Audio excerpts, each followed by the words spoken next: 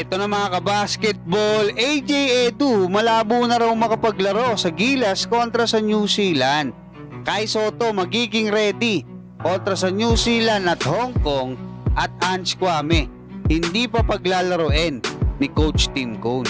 Sa naging press conference kahapon ng Samahang Basketball ng Pilipinas para nga sa ating national team, kasama sina SPP President Al Panlilio, Executive Director na si Miss Erica D, Team Manager at Assistant Coach na si Richard Del Rosario, at Gilas Pilipinas Head Coach na si Coach Tim Cone, ay ibinalita nga nila yung iba't ibang mga bagay patungkol nga sa ating national team, at syempre yung magaganap na laban ng Gilas Pilipinas kontra sa New Zealand at Hong Kong ngayong November 21 at 24 dito sa atin sa Pilipinas.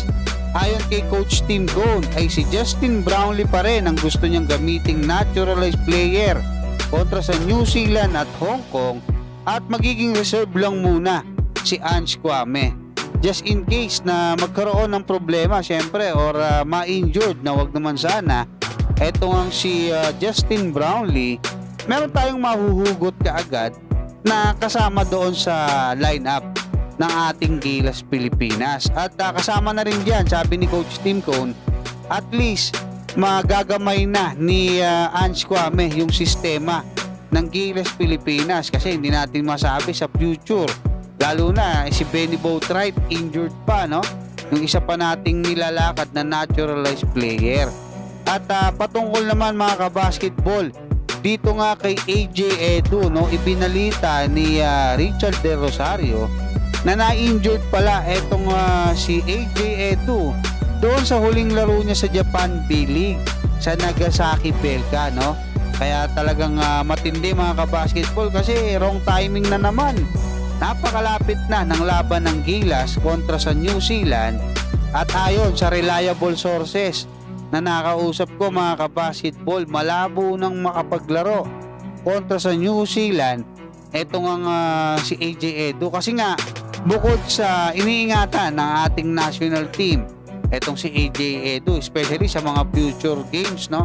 Kasi bata pa naman yan at kailangan talaga ng national team. Iniingatan din ng kupunan niya sa Japan B-League yung si AJ Edu.